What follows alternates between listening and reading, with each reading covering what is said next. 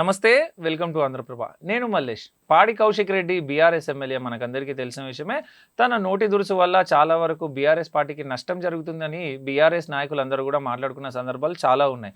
గతంలో కూడా మనం చూసుకుంటే ఏదైతే అరికపూడి గాంధీ, శేరిలింగంపల్లి ఎమ్మెల్యే అరికపూడి గాంధీ మీద చాలా తీవ్ర పదజాలంతో దూషించిన సందర్భాలు కూడా ఉన్నాయి. అండ్ గాంధీ అనుచరులు, పాడి కౌశిక్ రెడ్డి అనుచరులు కూడా పరస్పరం దాడి చేసుకున్న సందర్భాలు చాలా మనం చూసాం. అండ్ పాడి కౌశిక్ రెడ్డి ఇంటి మీద ఏదైతే అరికపూడి గాంధీ అనుచరులు ఉన్నారో వాళ్ళందరూ కూడా అటాక్ చేసి తన ఫర్నిచర్ని, తన ఇంట్లో ఉన్న సామాగ్రిని కూడా చాలా వరకు డ్యామేజ్ చేశారు అని చెప్పేసి కూడా మనం చాలా వరకు చూసాం. బట్ పాడి కౌశిక్ రెడ్డి మాత్రం చాలా అగ్రెసివ్ పాలిటిషియన్ అని చెప్పేసి మనకు తెలిసిన విషయమే. మరో పక్కన మనం చూసుకుంటే పార్టీ ఫిరాయించిన ఎమ్మెల్యేలు ఎవరైతే ఉన్నారో బీఆర్ఎస్ నుంచి 10 మంది ఎమ్మెల్యేలు, కాంగ్రెస్లో జాయిన్ అయిన ఎమ్మెల్యేలు ఉన్నారో వాళ్ళకి సంబంధించి చాలాసార్లు చాలా వరకు మాట్లాడిన పరిస్థితి ఉంది. పాడి కౌశిక్ రెడ్డి ఆ ఎమ్మెల్యేల గురించి చాలా మాట్లాడారు. వాళ్ళకి ఫ్యూచర్లో రాజకీయ జీవితం ఉండదు, ఇక్కడనే రాజకీయ భూస్థాపితం అవుతారు అని చెప్పేసి కూడా కొన్ని సంకేతాలు పంపే ప్రయత్నం కూడా పాడి కౌశిక్ రెడ్డి చేసిన పరిస్థితులు మనం అందరం చూసాం. ఇదంతా ఇలా ఉంటే ఏదైతే పాడి కౌశిక్ రెడ్డి దళిత ఎమ్మెల్యే కడియం శ్రీహరి మీద చేసిన వ్యాఖ్యలు ఉన్నాయో దాని ఆధారంగా ఎథిక్స్ కమిటీ పాడి కౌశిక్ రెడ్డికి నోటీసులు ఇష్యూ చేయడం జరిగింది. అండ్ ఈ నెల 29న పాడి కౌశిక్ రెడ్డి ఎథిక్స్ కమిటీ ముందు హాజరై తన ఎక్స్ప్లెనేషన్ని ఇవ్వాలి అని చెప్పేసి కూడా దాంట్లో క్లియర్గా ఉంది. బట్ ఏది ఏమైనా పాడి కౌశిక్ రెడ్డి మాత్రం గతంలో చాలాసార్లు వివాదాస్పదమయ్యారు బీఆర్ఎస్ పార్టీలో అని చెప్పేసి కూడా చాలామంది మాట్లాడుకున్న సందర్భాలు.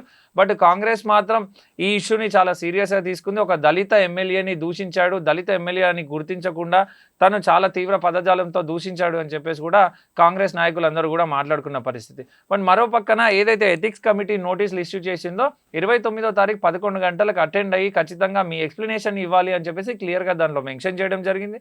మరి పాడి కౌశిక్ రెడ్డి ఆ విచారణకు హాజరవుతారా, తన వంతు బాధ్యతగా తన ఎక్స్ప్లెనేషన్ ఇస్తాడా లేదా అనేది వేచి చూడాల్సిన పరిస్థితి. అండ్ గతంలో చాలాసార్లు కూడా వివాదాస్పదమయ్యారు పాడి కౌశిక్ రెడ్డి. రీసెంట్గా కూడా చూసుకుంటే మంత్రి పొంగులేటి శ్రీనివాస్ రెడ్డి ఒక కార్యక్రమంకి వెళ్ళినప్పుడు కూడా అక్కడ కూడా పాడి కౌశిక్ రెడ్డి చాలా అగ్రెసివ్గా మైక్ తీసుకొని మాట్లాడిన సందర్భాలు మనం అందరం చూసినాం.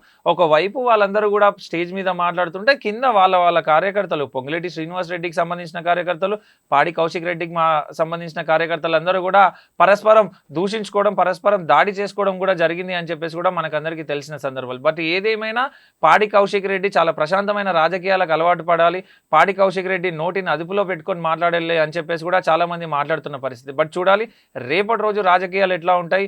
ఈ ఇష్యూ ద్వారా పాడి కౌశిక్ రెడ్డిలో ఏమన్నా మార్పు వస్తుందా, పాడి కౌశిక్ రెడ్డి మాత విధానంలో ఏమన్నా మార్పు వస్తుందా, అండ్ ఎథిక్స్ కమిటీ ముందు తను అటెండ్ అయ్యి తన ఎక్స్ప్లెనేషన్ ఇస్తాడా లేదా, దళిత ఎమ్మెల్యే అనే పాయింట్ని పక్కన పెడితే పాడి కౌశిక్ రెడ్డి ఏదైతే దూషించాడో ఆ మాటలన్నింటినీ కూడా వెనక్కి తీసుకుంటాడా లేదా అనేది కూడా వేచి చూడాల్సిన పరిస్థితి.